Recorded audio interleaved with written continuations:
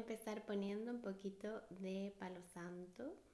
Te voy a contar en este vídeo sobre mi experiencia en un festival de yoga que he ido la semana pasada, que ha sido súper interesante. Ha sido en Sevilla, en lo que era un antiguo convento de monjas, que ahora es un espacio de arte, una galería de arte y una sala para eventos también. Han venido profesionales de toda España, de diferentes disciplinas de yoga, y ha venido también una monja que ha estado súper interesante, una monja que practica yoga, una monja que es médico, que ha estado ayudando a comunidades desfavorecidas, tanto en Europa como en África, y que está estudiando un máster en bioética, y era una mujer no ortodoxa, como ella decía que era Jesús también, no ortodoxo, no lo típico, que te hace cuestionarte cosas y pensar, que no es la típica persona que sigue todo como debe ser, ¿no? Ella decía que ella internamente no ha tenido nunca ningún problema con su vida como monja y su vida como practicante de yoga. Quizás hay gente de fuera que sí que no lo ha entendido o la ha juzgado. Ella no ha sentido esa controversia en su interior, sino que ella ha sentido que el yoga está alineado con sus principios filosóficos, místicos, de silencio, de conexión interior. Ella hace su práctica y luego hace su oración. Y ha estado súper interesante escucharla, porque hablaba del yoga como una experiencia mística también al ir a un estudio de yoga, el sentir esa sensación como de algo místico también. Y me pareció curioso, y ese camino de encuentro entre diferentes filosofías o formas de entender el mundo. Hablaban también del cuento famoso que hay sobre un elefante muy grande y que hay 4 personas que lo tocan desde distintos puntos. Hay una persona que está tocando la pata del elefante y dice: ya entiendo lo que es este animal. Es como una columna muy gruesa, muy grande, que tiene una textura muy rugosa, muy áspera. Y otra persona está tocando la trompa y dice: no, no, no, ¿qué dices? Este animal es como una cuerda muy flexible, que se mueve como una serpiente. Y otro dice: no, no, no, ¿qué dices? Está tocando el torso, la barriga. Dice: este animal es como una gran pared gigante que no tiene ni principio ni fin, es enorme, una gran, gran, gran pared, un poquito rugosa. Y otro dice: no, pero ¿qué dices? Y le está tocando la oreja o el colmillo, ¿no? Quiere decir, hay tantas partes diferentes, pero que conforman un todo. Y eso mismo pasa con la espiritualidad, ¿no? Uno lo puede ver desde una perspectiva cristiana, budista, hinduista, musulmana, judía, etcétera. Pero al final todos están hablando de lo mismo, y es de esa inteligencia superior y esa inteligencia cósmica que ha organizado todo y que ha creado todo, ¿no? También nombraron que un lama famoso del budismo dijo que había visto que ahora las nuevas generaciones estaban muy interesadas en el budismo y que ahora todas se querían convertir al budismo.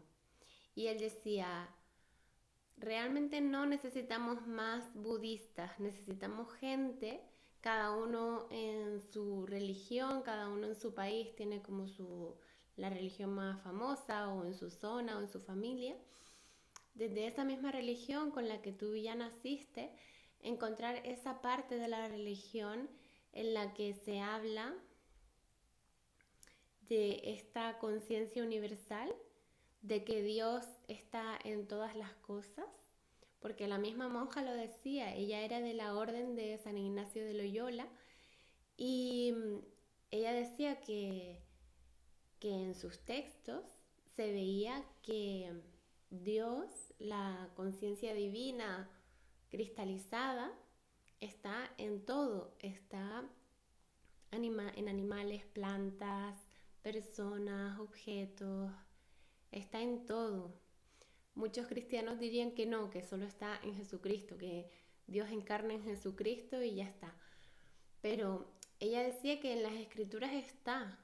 Lo que pasa es que, claro, tenemos que haber leído las escrituras, haberlas estudiado, porque lo normal, lo común, lo que se ve cuando vas a misa o así, nadie te dice esto, ¿no?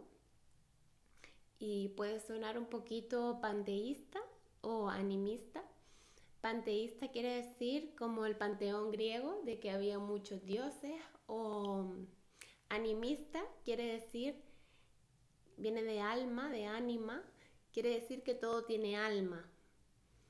Y realmente así es como eran nuestros antepasados, que todavía lo son algunas tribus, algunos chamanes, algunos aborígenes, todavía tienen esta conciencia animista. Se dice que en Bali también y sitios así, que le hacen ofrendas hasta, pues no sé, que todo tiene alma quiere decir un árbol.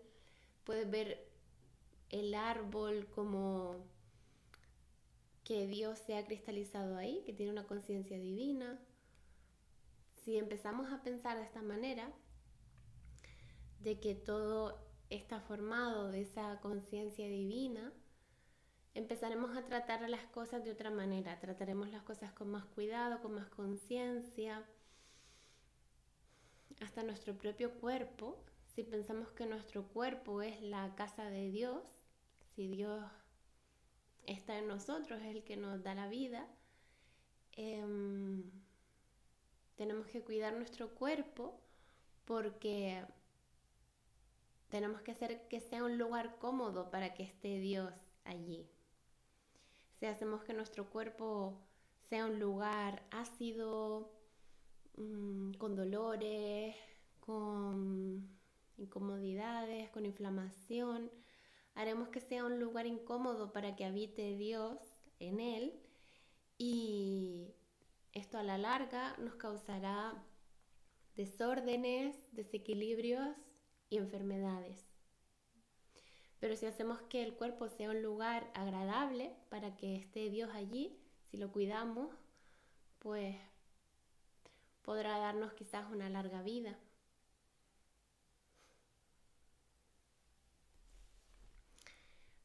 Bueno, cuando estaba allí en el viaje me llevé este libro de Ramiro Calle, que es muy bueno, es un profesor de yoga de Madrid, que tiene varios libros. Él, por lo visto, se fue a India, viajó allí y estuvo hablando con muchos sabios, rishis, que se iba encontrando por allí, y les estuvo preguntando sobre historias antiguas de la India, ¿no? Como historias de estas que tienen como moraleja. Yo tengo otro libro de él que es Cuentos de la India, que es muy bueno. Este es sobre la serenidad, tiene el libro de la felicidad, tiene varios, pero me gustó este también. Al principio de cada capitulito te cuenta un cuento y luego lo comenta de cómo podemos aplicar esto, qué significa. Y les voy a leer uno que se titula El esfuerzo correcto. Un día Buda estaba paseando por un pedregoso terreno y se extrañó al comprobar que había manchas de sangre en las piedras. Llamó a uno de los discípulos y le preguntó: ¿de quién es esta sangre, mi buen discípulo? Señor, esa sangre es de los pies de tu discípulo Sona. desanimado porque no logra controlar los pensamientos en su mente y hallar la serenidad perfecta, se mortifica a sí mismo caminando con los pies desnudos sobre las piedras. Hazle venir.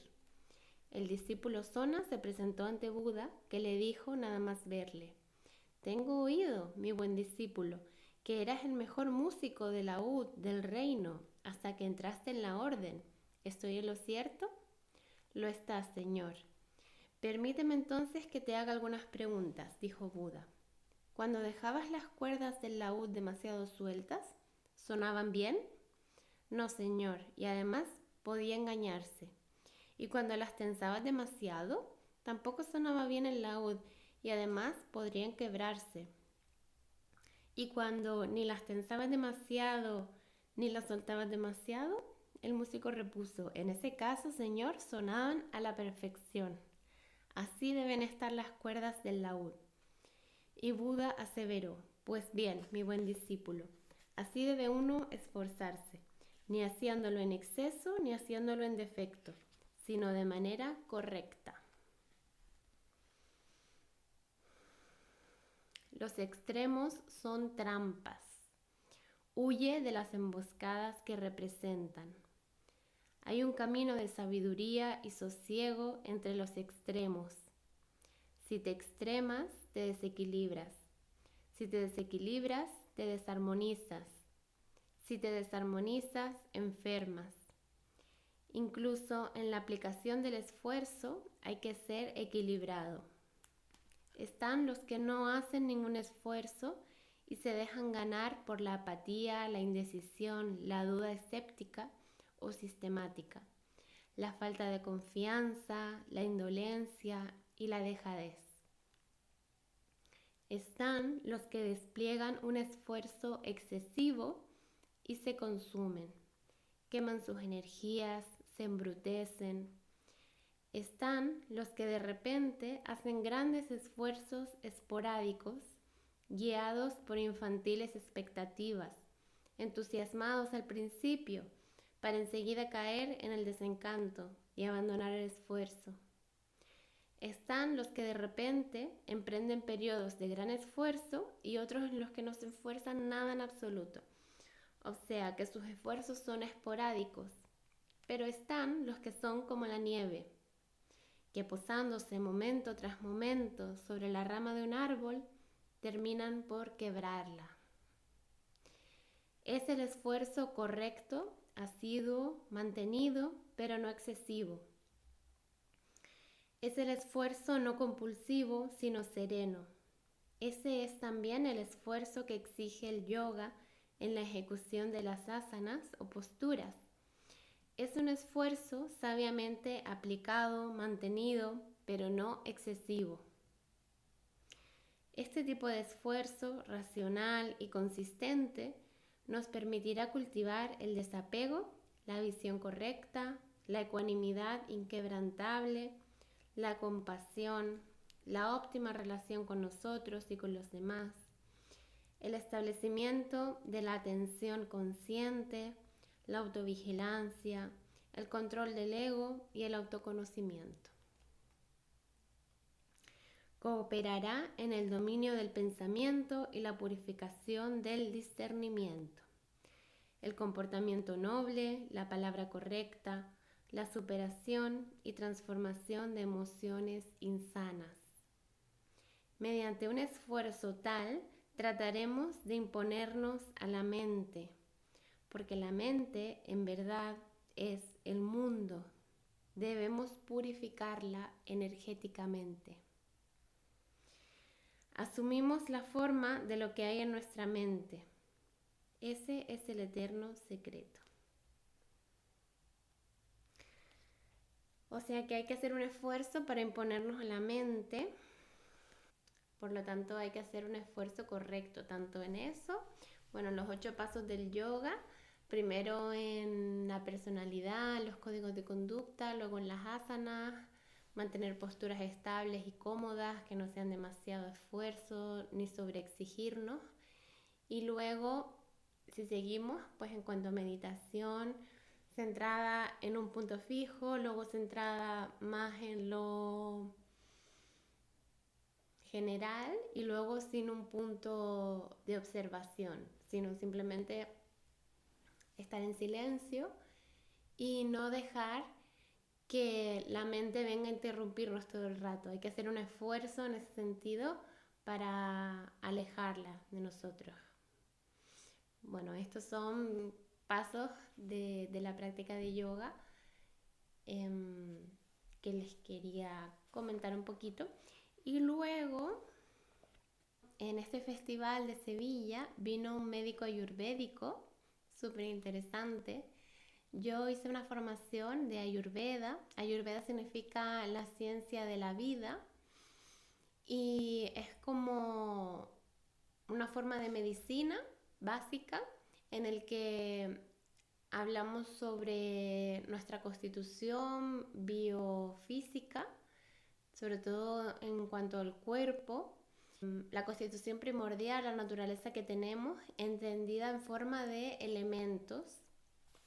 Es una forma de elementos metafóricamente. Quiere decir, si una persona tiene más tierra, más agua, más fuego, más espacio o más aire, no quiere decir que realmente tengan aire dentro, sino metafóricamente, aire es liviano, sutil, inestable, móvil. Entonces una persona que tenga mucho aire tendrá un cuerpo liviano, sutil, ligero, ¿vale? Quiere decir eso. Es como una metáfora de entender los elementos, entender los cuerpos, entender qué cuerpo tiene más de un elemento o de otro, combinaciones de elementos, cómo equilibrarnos, porque lo similar incrementa lo similar y lo opuesto lo equilibra. Quiere decir, por ejemplo, si yo en mi constitución tengo una constitución de tierra y agua, que es como barro frío, y en mi entorno también hay frío y hay humedad, por ejemplo, en invierno que está lloviendo, también hay como barro alrededor mía y frío, pues va a incrementar mi frío. Mientras que si yo tengo un ambiente cálido, seco, va a equilibrar mi parte húmeda y fría. Entonces hay como que buscar eso que es opuesto a nosotros para equilibrarnos. Eso es la base de la Ayurveda, es una forma de entender la medicina de una forma básica, muy antigua, tiene más de 5.000 años y sobre todo habla de la prevención y de los hábitos que tenemos que seguir para no desequilibrarnos. Y cuando vemos que estamos empezando a desequilibrarnos, a entrar en ese desorden, volver y tener estos 5 elementos que todos tenemos siempre en un equilibrio dinámico. Nunca es un equilibrio quieto, tampoco en las posturas de yoga, sino que es dinámico, siempre buscando encontrar el punto medio de nuevo. Y a propósito de esto, he sacado un acompañamiento individual de coaching ayurvédico en el que te puedo ayudar con los principios de la Ayurveda a determinar cuál es tu dosha, tu constitución primaria, si ahora está desequilibrada o no, qué hábitos te vendrían bien, qué tipo de alimentación, qué tipo de ejercicio, qué tipo de prácticas, hábitos semanales, mensuales, diarios, te irían bien y acompañarte a que incorpores esos hábitos en tu estilo de vida. Es un acompañamiento de estilo de vida, porque al final esas cositas que hacemos de vez en cuando no ayudan mucho si no las incorporas todas esas herramientas y las vuelves tus hábitos, tu rutina y te vuelves una persona que hace eso. Una persona que hace yoga, una persona que come equilibradamente. No es estoy siguiendo una dieta, estoy haciendo un plan de ejercicio de tal. sino que es convertirte tú en eso, es transformar tu estilo de vida, es lo que va a hacer que te vuelvas una persona saludable, equilibrada y que sepas manejar cuando vengan esos desequilibrios que siempre van a venir, sepas manejar, sepas qué herramientas usar para volver a tu centro. Entonces, en este festival de yoga fui a 3 sesiones que dio este médico ayurvédico que venía de India. Había trabajado 20 años en Alemania y luego se fue a India, montó su propio centro ayurvédico y nos dio 3 sesiones. En la primera hablamos sobre todo de la mente, en la segunda de la digestión y en la tercera de los doshas, del prakriti, vikriti. Bueno, les voy a resumir un poquito lo que apunté en mi libreta. El tema de la primera sesión fue la concentración, cómo concentrarnos mejor, cómo tener más claridad mental. Pues nos dijo que la ofuscación mental, el demasiado movimiento, fluctuaciones de la mente, que en sánscrito se llaman vritis, no nos permite el enfoque. Si tenemos demasiado aire, movimiento en la mente, no podemos enfocarnos, no podemos tener paz mental tampoco. Entonces es muy importante la satisfacción y para tener paz interior, y teniendo paz interior puedes concentrarte, ¿vale? Hay un yama, que es el primer paso de los 8 pasos de Patanjali del yoga, un yama que es santosha, que es el contentamiento. Y hablaba de este como lo más importante, el estar satisfechos. Estar satisfechos, tener suficiente con lo que tenemos, no querer siempre más, para acumular y nunca va a ser suficiente, sino que tenemos que aprender a contentarnos, a estar satisfechos con lo que tenemos. No tener más de lo que necesitas. Y si tienes más, en algún momento, darlo y desprenderte de ello, porque no te hace bien tener más de lo que necesitas, ¿vale? Según estos principios. Y luego, en cuanto a los niyamas, que es el segundo paso de estos 8 pasos de Patanjali, hablaba de los hábitos que tenemos que tener para nosotros mismos, para nuestro cuerpo. Uno de ellos, de los que habló, fue la limpieza del cuerpo, pero también de los pensamientos sucios. Esto tiene que ver con la mente que nos mete, esa mente que igual no está aquí, igual está alrededor, no sabemos dónde está la mente, pero sentimos quizás pensamientos o voces intrusivas que no son nuestras y tenemos que ser firmes y aplicar el esfuerzo correcto para distanciar esos pensamientos, esa ofuscación mental, ¿sabes? Tenemos que tener como una espada y cortar esos pensamientos y no dejarlos entrar, tener esa limpieza de pensamientos sucios. Luego volvió a hablar del tema de la satisfacción, de estar felices con lo que tenemos, estar agradecidos cada día, practicar la gratitud, es súper importante. Y luego habló de tapas. Tapas no son las de comer, sino que es un niyama que habla sobre el esfuerzo correcto, que no sea ni demasiado mucho ni demasiado poco, el correcto, como cuando un instrumento, la cuerda está demasiado floja o demasiado tensa, no, tiene que estar justo como debe estar, pues así tiene que ser el esfuerzo para mejorar cada día un poquito más, para evolucionar. Pero esto tiene que venir precedido por la satisfacción. Primero tenemos que estar satisfechos con lo que tenemos, felices de lo que tenemos y luego buscar de evolucionar, no buscar de crecer y de evolucionar desde la carencia, desde lo que me falta y desde lo que ansío, sino estoy feliz con lo que tengo, muy feliz con lo que tengo, y desde ahí quizás puedo mirar de evolucionar, pero siempre desde esa satisfacción. Otro niyama muy importante es el autoconocimiento, el conocerte a ti mismo. La Ayurveda te ayuda a conocer tu cuerpo físico, tu constitución, tu dosha. Es muy importante el autoconocimiento y el agradecimiento. Como comenté antes, agradecer cada día. Agradecer por lo bueno, por lo malo, por todo. Todo te está sirviendo para un bien mayor.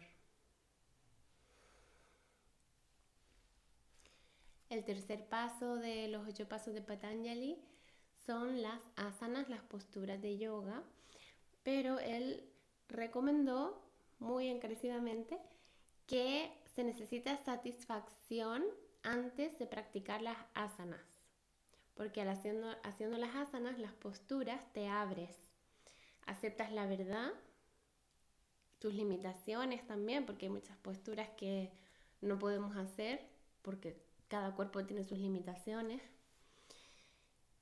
pero no ir desde la carencia, desde lo que te falta, desde lo que no puedes hacer, sino estar satisfecho hasta con tus limitaciones, estar feliz de tener esas limitaciones también. Y desde ahí puedes abrirte y aceptar la verdad. Y eso te va a dar el poder de atravesar tu miedo. El miedo hay que atravesarlo, hay que sentirlo y no hay que huir de él ni escapar, porque entonces lo que resistes persiste, va a persistir, persistir, persistir hasta que te atrevas a sentirlo y a atravesarlo.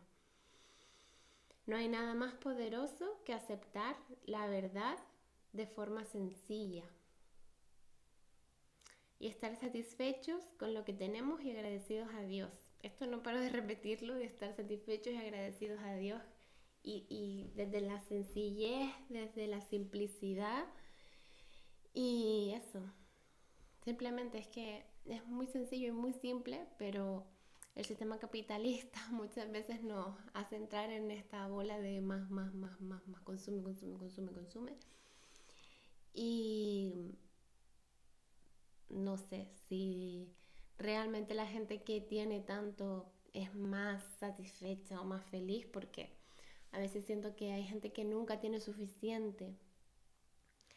Entonces, creo que es importante saber tener suficiente con lo que tenemos, aunque tengamos poco, estar agradecido por lo poco que tengamos, o mucho, o lo que sea.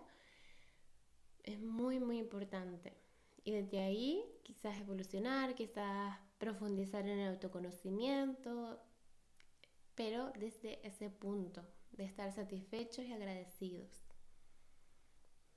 Luego habló sobre el ego. El ego es un factor poderoso para perder la paz interior, y al perder la paz interior pierdes la concentración, la claridad mental, empieza la ofuscación, etc. Entonces, él habló del ego como un sentido. Dice que en India no hay 5 sentidos, sino que hay 15. Y hay algunos que son interiores y uno de ellos es el ego. Y el ego es esa parte de uno que piensa que como que siempre tiene razón, que tiene expectativas sobre los demás, como los demás deberían de ser o de actuar, o que los demás deberían de pedirme disculpas o de ser así o de ser así o y no aceptar como las cosas como son, no aceptar la verdad de forma sencilla. Cada uno hará las cosas a su forma, si no te pidió perdón no te lo pidió, y si no tener expectativas sobre los demás es parte de tener un ego saludable. Decía que si controlamos nuestro ego, la mayoría de nuestros problemas se caerían solos, como que no tendrían base ni fundamento ni nada, se desplomarían, porque casi todos nuestros problemas vienen del ego Y con controlar se refiere a analizar nuestro ego, la forma en la que estamos pensando, escuchar nuestra voz interior, analizarnos a nosotros mismos y ver qué estamos buscando. Si estamos buscando reconocimiento, que los demás reconozcan el trabajo que hemos hecho, o las expectativas que estamos poniendo en los demás, él debería ser así, debería ser eso, ta, ta, ta. El ego es la razón de que nunca estemos satisfechos y que el ego muchas veces causa dolor a uno mismo y a los demás. También comentó que en Occidente reaccionamos demasiado rápido, decía él, de que algo pasa y reaccionamos.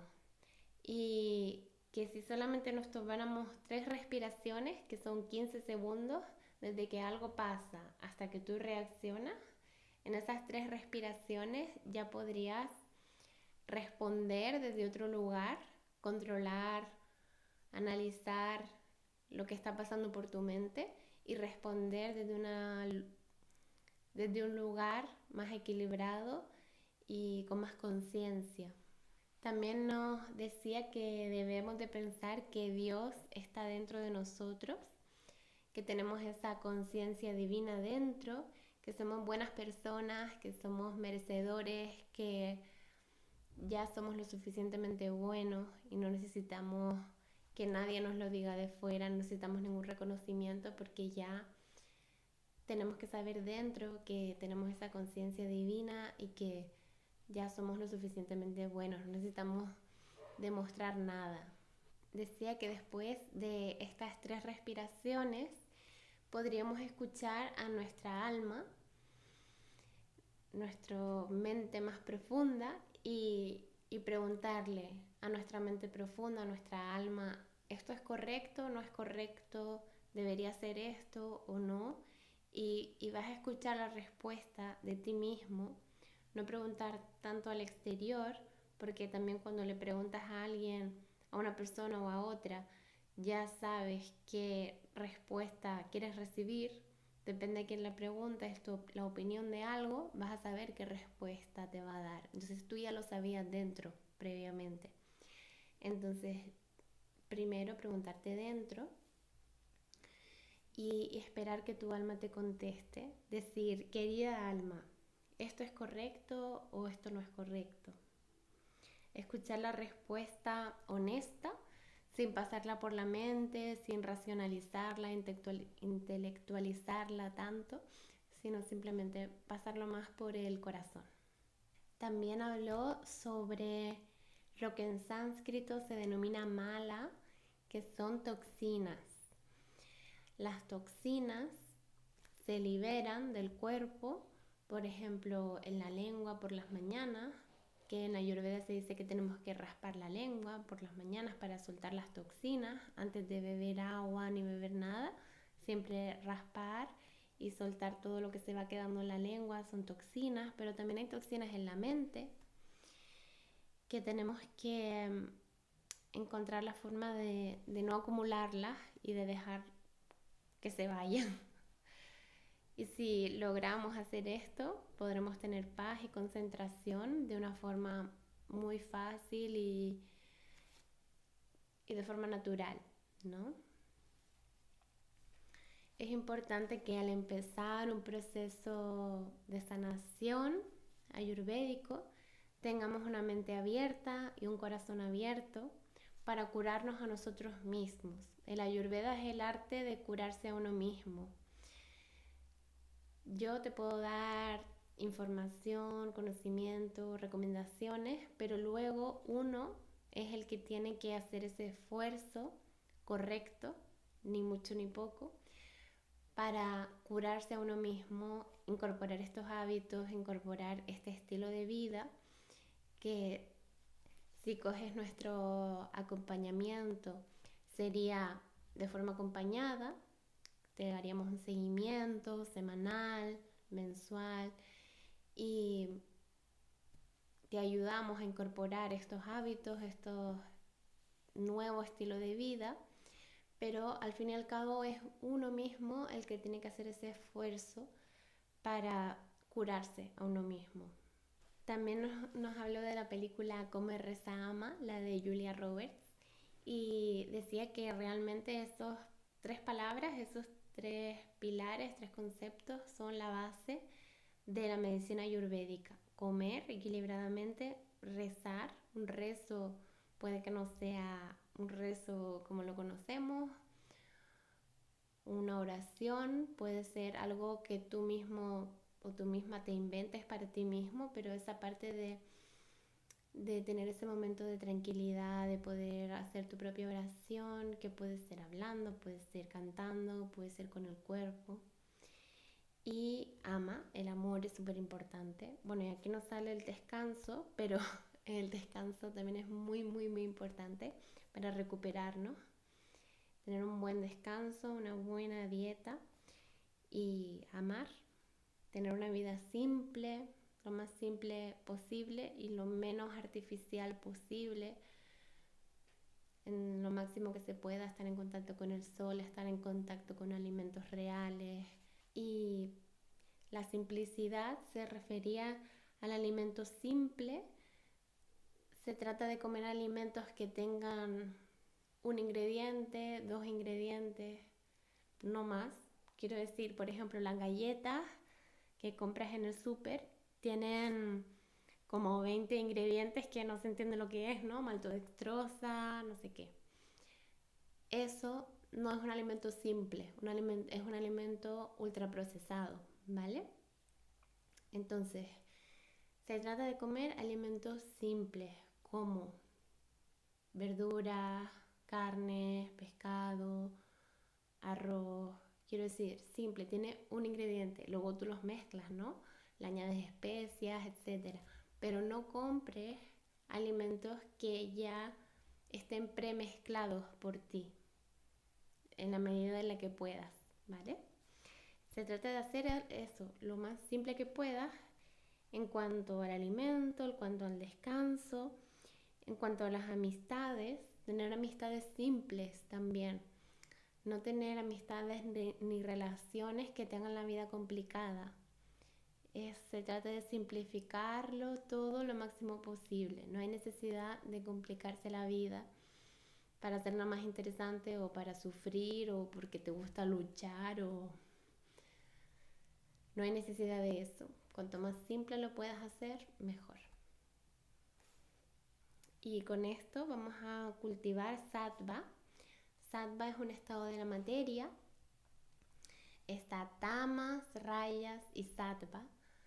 Tamas es un estado de la materia en la que está inerte, con una energía densa hacia abajo. Rayas es una energía de movimiento, de acción, de fuego. Y sattva es un estado de paz, de tranquilidad, de claridad mental. Y haciendo esto que te he recomendado de llevar una vida simple, vamos a cultivar sattva. Sattva hay que hacer un esfuerzo por cultivarlo porque no es algo que se dé de forma natural ni que tengamos esa tendencia, pero hay que hacer un esfuerzo por cultivar sattva. Esto nos va a quitar toda la negatividad, todos los problemas, como cuando hay un cielo muy nublado y sale un rayito de sol. Ese sol y ese calor, ese sattva, a lo que tenemos que aferrarnos y esforzarnos por cultivar en una vida que cada vez es más artificial y más compleja, encontrar esas formas de hacer que nuestra vida sea más natural, más simple y estar satisfechos con lo que tenemos y agradecidos. Y nada, voy a dar ejemplo y voy a agradecer por tu atención. Bueno, tenía muchas más notas, pero no quiero hacer el video demasiado largo. Así que nada, si tienes cualquier duda, si quieres profundizar sobre esto, te escucho. Gracias. Namaste.